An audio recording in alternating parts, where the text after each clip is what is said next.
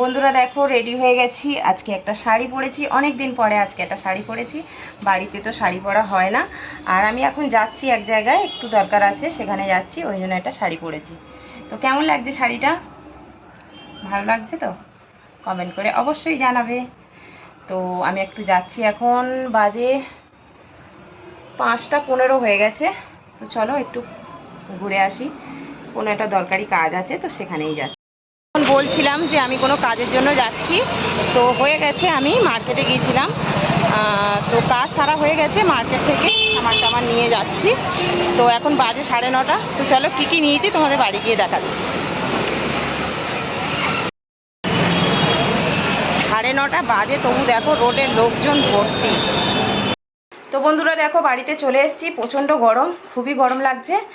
তো আমি যে কাজে গিয়েছিলাম, কাজ করে একবার আসার সময় মার্কেট থেকে ঘুরে এলাম, তখন বাজছিল 5:30, আর এখন বাজে 9:30।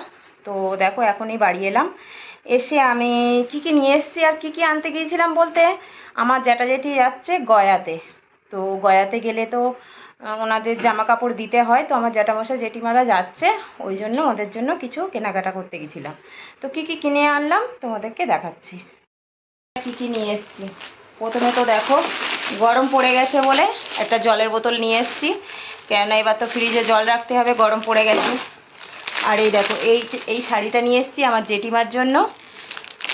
আর এটা এক্সারসাইজ গেঞ্জি, এটা ধুতি, এটা জ্যাঠাবাবুর জন্য। তো আমাদের বাঙালিদের মধ্যে তো ধুতি গেঞ্জি পরে। আর একটা ব্লাউজ, একটা পেটিকোট, আর একটা জামা জ্যাঠাবাবুর জন্য।